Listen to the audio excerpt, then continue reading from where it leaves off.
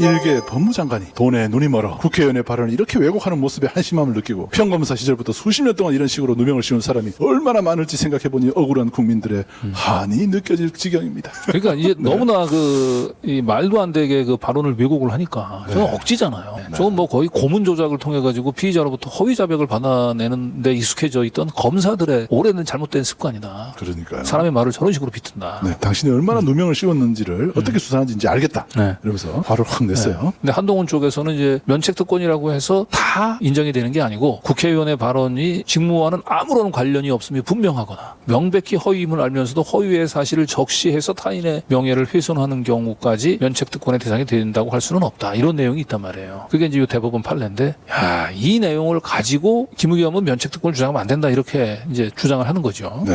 근데 이 부분들에 대해서 또 사자우를 토하시죠. 김의겸 의원 쪽 대리인이. 네. 증거 내용의 왜곡을 넘어 판결의 판시 사항까지 왜곡하는 모습을 보니 대한민국 국가 전체가 수사하는 사냥개로 변한 이유를 일개 법무장관 때문이라는 생각이 들어 통탄하지 않을 수 없습니다. 김의겸 의원이 향한 발언이 직무상 아무 관련이 없거나 법사위 소속 의원이 그 법무부 장관이 대통령과 밤늦게 그 술 먹고 돌아다닌다라고 하는 의혹이 있다고 얘기해서 질의하는 게 이게 직무상 관련이 없습니까? 말이 안 되잖아요, 그거는. 그리고 처음서부터 그 허위인 줄 알면서도 이런 질의를 했다는 게 말이 됩니까? 이미 질의할 때 첼리스트가 남자친구와는 통화 내용, 최소한 이세창 이 두 번씩 전화하고 통화해서 확인을 해줬단 말이에요. 그런 정도를 가지면 법무부 장관을 상대로 해서 물어볼 수 있는 거죠. 이거는 완전 국힘당식 상상력이에요. 국힘당에서는 그런 경우가 종종 있는 모양입니다. 말이 안 되죠. 그러니까 억지예요, 억지. 자, 위 유튜브 영상의 내용이 진실한 사실로서 허위가 아니고 부득불연이라고 하더라도 사실이라고 믿을 만한 상당한 이유가 있거나 공적인 인물인 이 법무부 장관 앞에서 항상 일개라고 일개. 이분 진짜 대단하신 분이에요. 일개 법무부 장관 한동훈에 대한 악의적이거나 심히 경솔한 공격으로서 현저히 상당성을 잃은 것으로 평가되지 않으므로 이 영상은 여전히 공공의 이익이 가는 것으로서 명예훼손에 해당하지 않습니다. 네, 그러니까 김의겸 의원이 면책특권에 대한 법리만 주장한 것이 아니고 구체적인 사실관계를 다투지 않을 것이다. 구체적인 사실관계 부분들은 그냥 뉴탐사에 떠넘길 것이다라고 뭐 그렇게 일부 뭐 김모 작가 같은 건 그렇게 주장을 했어요. 네. 그런데 여기 보시면 알겠지만 허위 사실을 부인하고 있습니다.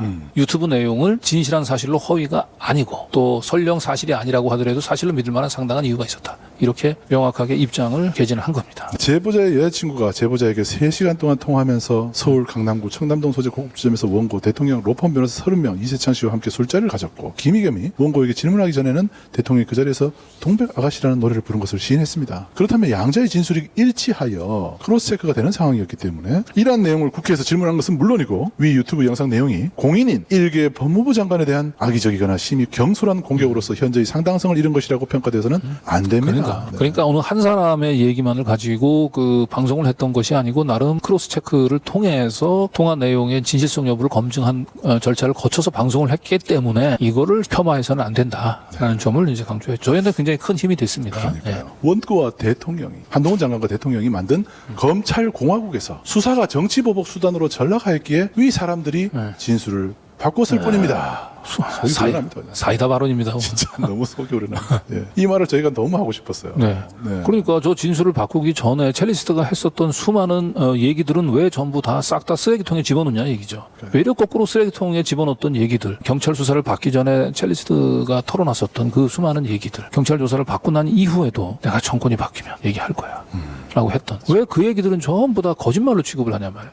이 분이 얘기했던 게 맞잖아요. 검찰 공화국에서 불이익을 받을까 봐. 정권 끝나면 얘기하겠다 했잖아요. 이제 점점 세집니다. 자, 김의겸 의원 측 원고 한동훈 장관은 엄청난 범죄를 치사하고 비겁하게 휴대폰 비밀번호를 제공하지 않아 불기소 처분을 받은 사실이 있고 이 사건에서도 문재인 날짜에 자신의 위치 추적 결과를 공개하지 않고 있습니다. 소외 이세창의 위치 추적 결과 일부만 공개했습니다. 원고는 항상 이런 식입니다.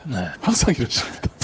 이 부분에서 제가 이제 배꼽을 저 뉴탐사가 누누이 주장해왔던 거 있잖아요. 위치 추적 결과 알리바이는 한동훈 장관이 내놔야 된다. 이 얘기를 큰 뉴탐사만의 그 독단적인 주장인 것처럼 그렇게 공격을 했었는데 김의겸 쪽에서도 얘기를 하지 않습니까? 위치 추적 결과를 공개해야 된다. 변호사분이 완전히 직격으로 준비 서면을 보통 굉장히 어려운 법률 용어를 막 복잡하게 써서 막 판례 들어가지고 막 말을 비비꼬서 이제 어렵게 보통 많이 쓰잖아요. 그런데 이분은 원고는 항상 이런 식입니다라는 말로 다 타골체를 뼈를 때리는. 결국 김은겸 의원 변호사 쪽에서 주장됐고 저희 변호사도 마찬가지 주장을 했고 재판부도 결국은 입증 책임은 원고인 한동훈에게 있다라고. 오죽했으면 이게 네. 판사님도 보신 거예요. 네. 네. 그게 더 이상 이제 한동훈 장관이 알리바이를 입증해야 된다라고 얘기하는 걸 뉴탐사의 독단적 주장이라고 얘기해서는 안 됩니다.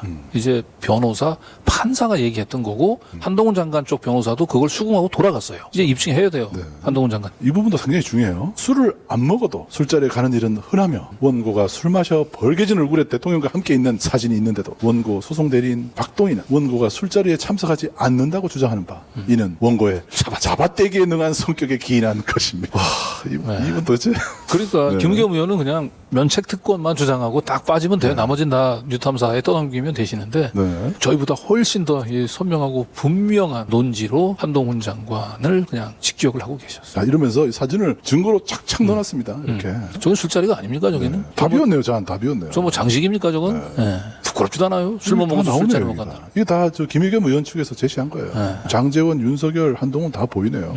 이거 다 우리 국민들이 다 본 사진이에요.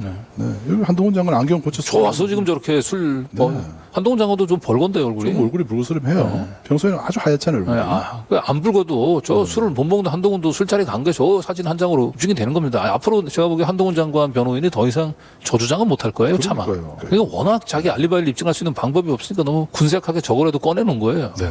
그리고 위 술자리가 문제가 되는 것은 대통령이 거액의 식대를 사용하면서 새벽까지 술을 마셔서 업무를 제대로 수행하지 않고 아침에도 제 시간에 출근하지 않는다는 문제와 관련하여 이 술자리엔 누구누구가 있길래 대통령이 국정을 돌보지 않고 술에 빠져 있는가 하는 것은 공인의 업무 수행과 관련된 사항을 내용으로 하는 것으로 공공의 이익에 관한 것입니다. 문제는 공직자인 원고가 치사하고 치졸하고 비겁한 방식으로 자신의 업무 수행과 관련된 행적을 감추는 데에서 비롯된 것이지 국민의 알 권리를 행사하여 대통령이 도대체 밤에 뭐 하길래 국정을 돌보지 않고 나 이 부분을 쓰러졌어. 지각쟁이가 되었으며 지각쟁이 밤에 함께하는 장관은 누구인가를 묻는 것에서 비롯된 것이 아닙니다. 그렇잖아요. 네, 지각쟁이라는 부분이 지각쟁이 와닿는 거예요. 이게. 예, 대통령은 왜 그렇게 맨날 상습적인 지각을 할까? 사실 그 궁금했죠. 우리가 오죽했으면 아침마다 체크를 다 했지 않겠습니까? 두 달 동안. 그러니까 그 대통령의 그 지각 원인을 추적 보도하는 건 너무나 장려해야 될 언론의 공적인 사명이고 공적인 관심사 아니에요. 이거는 별점 5개 드리고 싶습니다. 속이 시원하네.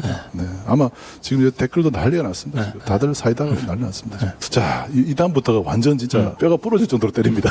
이때부터가. 손해액을 인정할 수 없다는 거예요. 원고 소송 대리인 박동희는 일개 법무부 장관의 정신적 손해액이 최소한 10억 원이라고 주장합니다. 그러나 술자리에서 뭔가를 했다는 것도 아니고 술자리 참석 여부만이 쟁점이 된 이 사건에서 야, 여기에 뭔가 함의가 잠깐 있어요.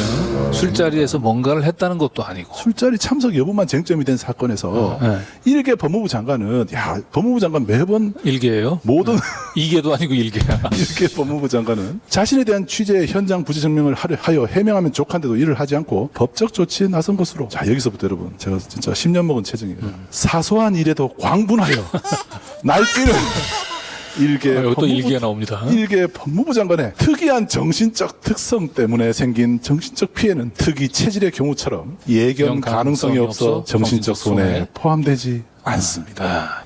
정말 배꼽을 잡았습니다. 그러니까 결국은 한동훈 장관이 설령 우리 보도로 인해서 굉장히 큰 정신적 스트레스를 받았다 하더라도 그래서 막 국회에서 이 질문을 받자마자 그래서 막 직을 걸겠다라고 하면서 거품을 물 정도로 이 분노 에너지가 끌어올랐다 하더라도 그만큼 상처를 받았다 하더라도 분노 조절 장애가 있는 특이한 정신적 특성 때문에 한동훈 장관의 잘못인 것이지. 그렇죠. 내가 알던 법무부 장관은 이런 식으로 대응한 사람을 한 번도 못 봤어요. 그러니까 일반적으로 교통사고 같은 걸 내면은 그 안에 타고 있던 사람이 특수한 치료를 받아야 되는 입장에 있는 사람이었다. 그러면 갑자기 손해배상액이 올라갈 수가 있잖아요. 그런데 그런 거는 예견 가능성이 없기 때문에 그냥 일반적인 손해액으로 산정한다 이거죠. 한동훈 법무부 장관의 특별한 저 정신세계에서 발생한 정신적인 피해. 아니 저는 여기서 그냥 사소한 일에도 광분하여 정도만 해도 되는데 네.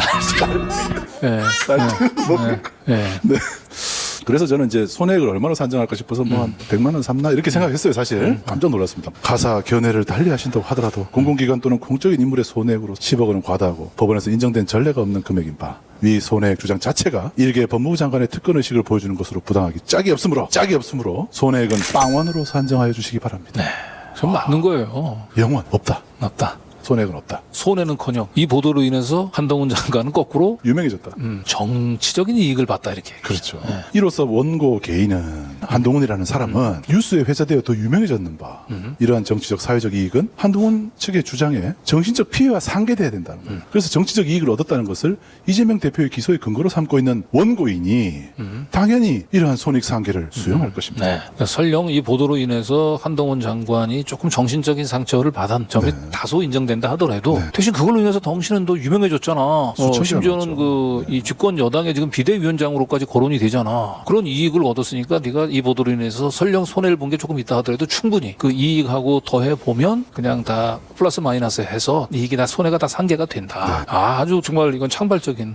왜 우리는 이런 생각을 미처 못했을까? 그 변호사님이 오늘 앉아 계시다가 갑자기 저희를 딱 부르는데 누구세요? 했더니 김혜경 의원 측 변호인이라고 하는 순간 정말 한번 뵙고 싶었습니다. 그랬어요. 한 번 더 이 확인 사살을 합니다. 원고 소송 대리인 박동희가 주장하는 손해는 원고의 특이한 성격에서 비롯되었을 뿐만 아니라 원고가 피고 김희겸이 요청하는 위치 추적 결과를 제공하면 나머지 피고들이 위 영상을 촬영하지 않았을 것인데 치사하고 비겁하게 자신의 위치 추적 결과 제공을 거부하고 술자리 사진이 있는데도 자신은 술자리에 가지 않는다고 딱 잡아떼면서 민희 형사상 고소고발을 남발하여 문제를 키웠기 때문에 발생한 것이지 당연히 해야 할 질문을 한 거고 이러한 그 피고 김희겸과 당연히 문제 제기를 해야 할 나머지 피고인들의 잘못이 아닌 바 원고의 위 정신적 피해는 오로지 원고의 잘못으로 인하여 발생하고 확대된 것이므로 원고 소송 대리인 박동희가 주장하는 손해액은 과실상계의 법리상 빵원이라고 할 것입니다.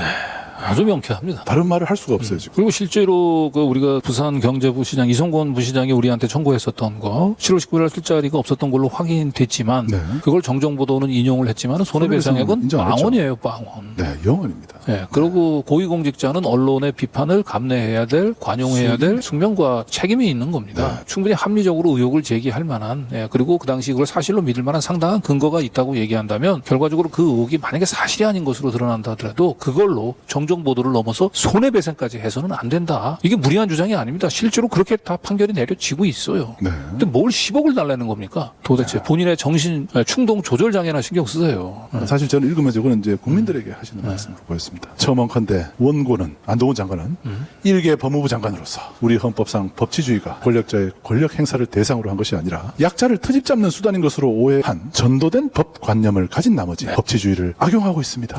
계속 뼈를 때리고 있습니다. 그 가장 대표적인 사례가 일개 법무부 장관 자신에 대한 스토킹을 주장한 것입니다. 스토킹을 처벌하는 다른 나라에서는 국가 권력자에 대한 스토킹을 인정하지 않고 언론의 자유를 보호하고 있습니다. 오직 전도된 법관념을 가진 일개 법무부 장관 때문에 우리나라에서만 일개 법무부 장관이라는 공인의 프라이버시가 언론의 자유보다 우월하다는 잘못된 선례를 가지게 되었습니다.